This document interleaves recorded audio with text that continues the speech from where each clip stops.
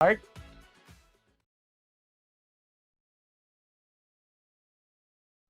Our first lesson is about the introduction to animation. Okay?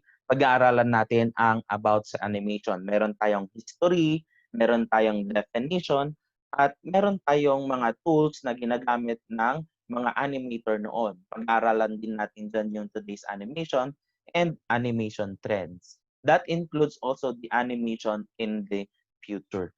But first things first, i-discuss ko muna sa inyo itong progress tracker na nakalagay dyan sa inyong module. So itong progress tracker na ito class, kailangan nyong i-accomplish ito. Isusulat nyo dyan yung pangalan nyo, yung grade and section ninyo. And gaya nga ng sabi ko, may iba't ibang components ang ating module. Meron tayong find out, that's the introduction. Kasama na yung objective and yung most essential learning competencies.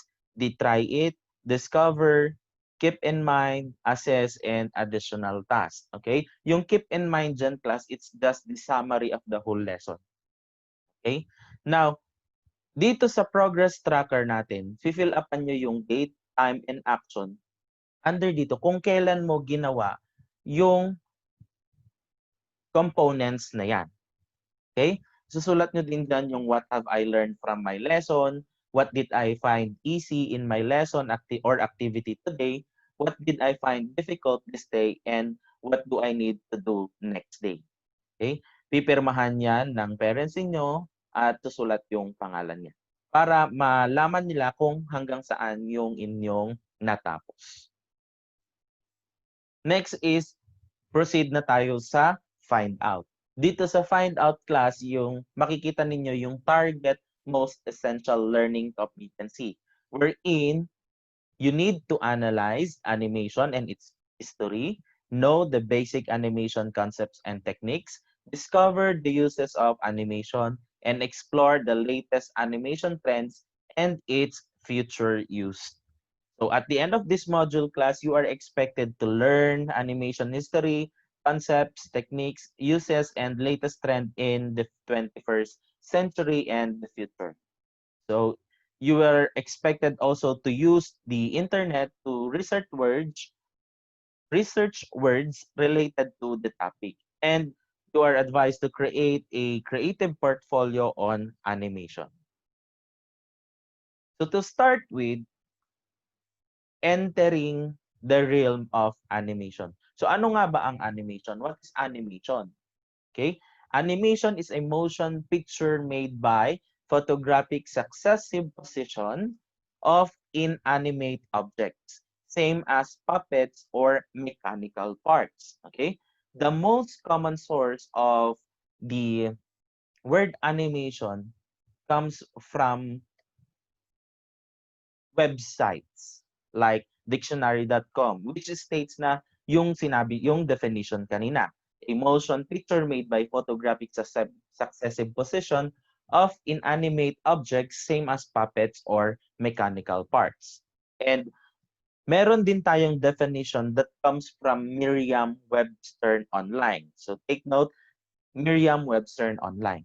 So animation is animated cartoon, a motion picture made from a series of drawings, simulation motion by means of slight progress changes. And there is also a more technical and broader definition from Wikipedia that states animation is the rapid display of sequence of images of 2D or 3D artwork or model position in order to create an illusion of movements. It is an optical illusion of motion due to the phenomenon of persistence of vision and can be created and demonstrated in a number of ways. Okay. Class, in the animation community, many definitions have become established by various scholars. Or sabihin natin, itong mga scholars na to, they are academians, organizations, and the like. Okay? One thing is certain, definitions of animation vary from each other for so many reasons, including historical development, production, marketing requirements, and aesthetic preference, is yung animation created in Flash. Okay? And aside from that, yung animation class created from images. Still images siya na pwede siyang mag-animate or pwede mo siyang pagalawin through the different tools na i-discuss natin mamaya. Okay? You can digest from the definitions that I gave you that animation is widely applied to motion pictures or movies.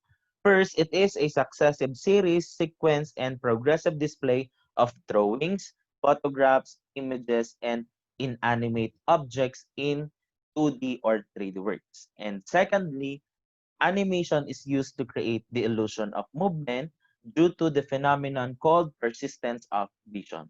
And lastly, class, animation has been created throughout its history in a number of ways. Okay? So, ang next topic natin ngayon na i-discuss is yung mga tools na ginamit noon sa paggawa ng animation. So take note, class, animation tools are still being used today to illustrate early concept of animation. But they were used once toys for children's entertainment and amusement before. So nung unang panahon daw, ginagamit lang ang animation para maging laruan ng mga bata or para maging entertainment sa mga bata. Okay? So that's the definition of another definition of animation. That's from Merriam-Webster. Okay, next. This is from Wikipedia. So take note of that.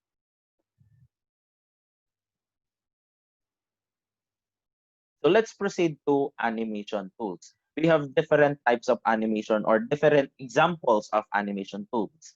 We have the Zotrope, the Tomatrope, Penakistoscope, the Flipbook, the Praxinoscope, and the Magic Lantern.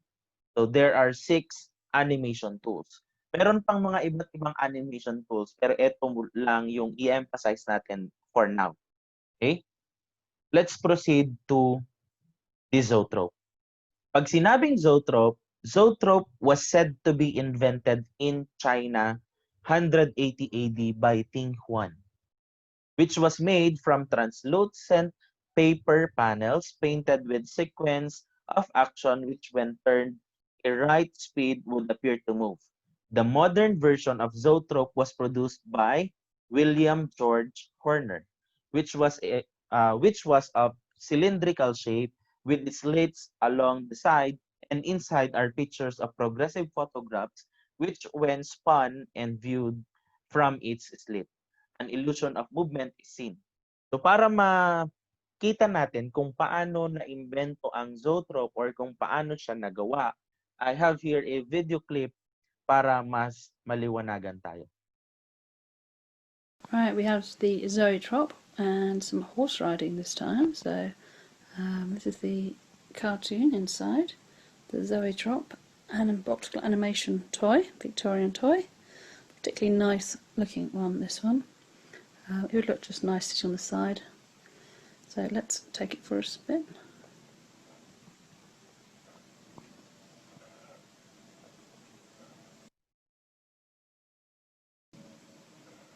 As you can see, it looks like the horse is galloping.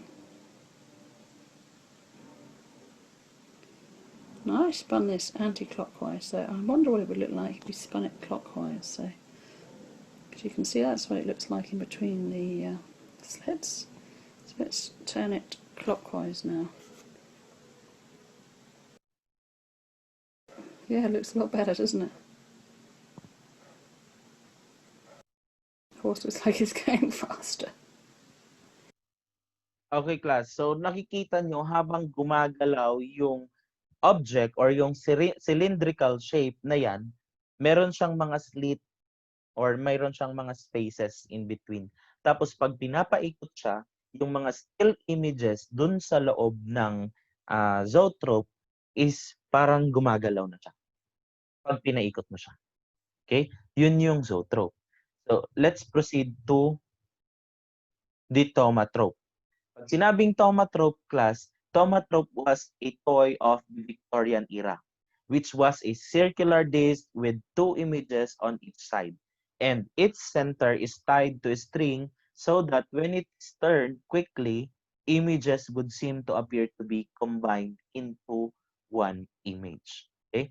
So may tali yung tomatrope natin. Tapos pag pinaikot siya, magpapakita yung isang buong image.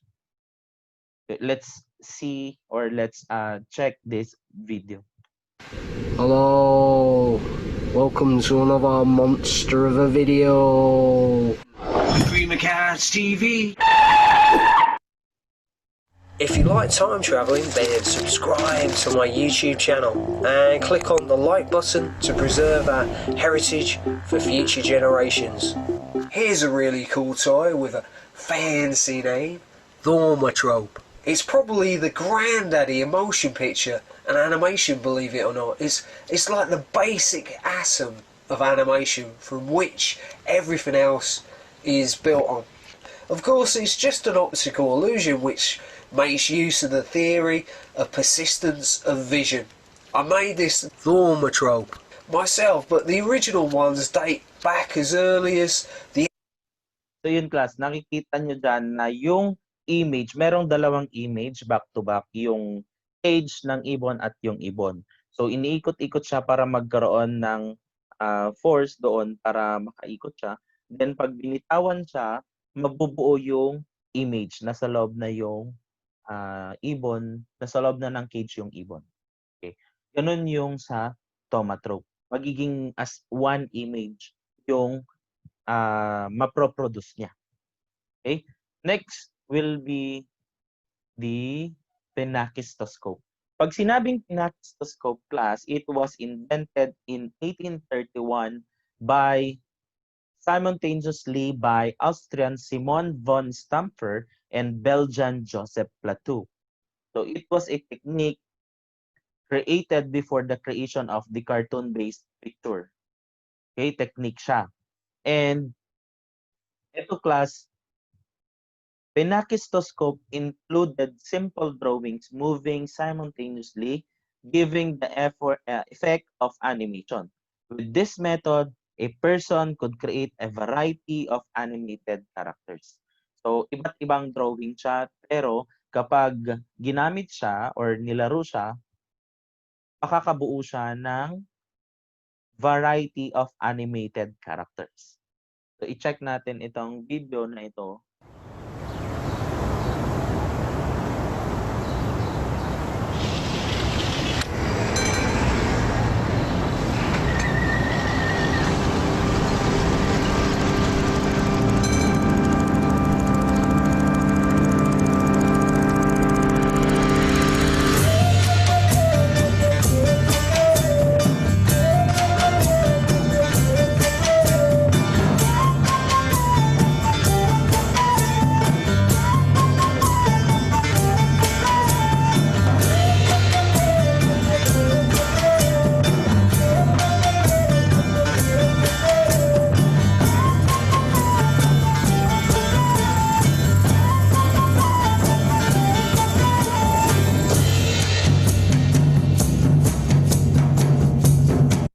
So, yun nga class, yung penakistoscope, set of images lang siya, nakadrawing lang siya dyan sa bilog.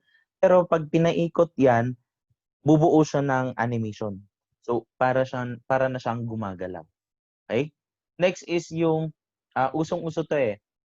Nakita ko ito sa YouTube and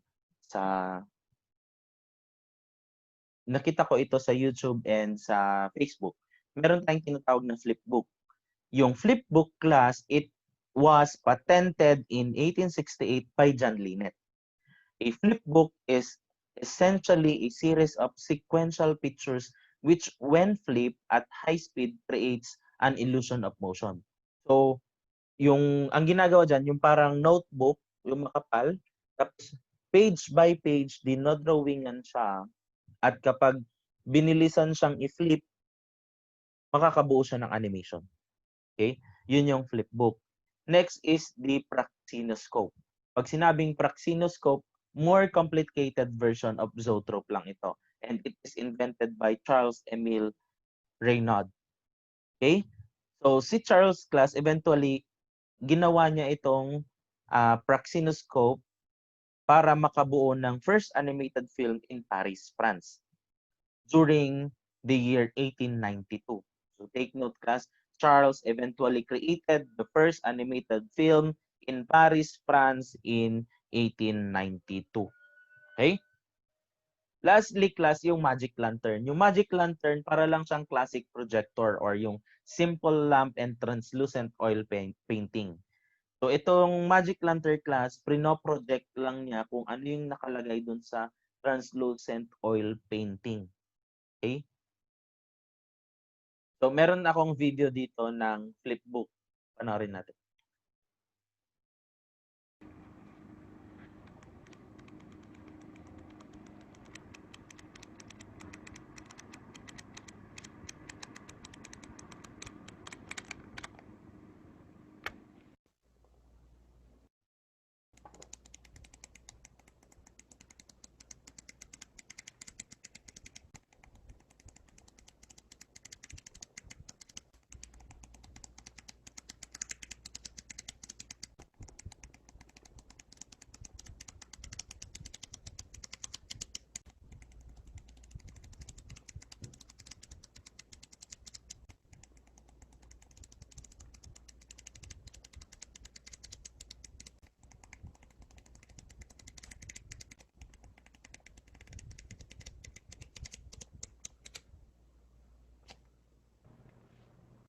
So that's an example of flipbook, class. Okay? Ito naman yung tinatawag nating praxinoscope. So complicated version lang siya ng Zotrope. Let's watch.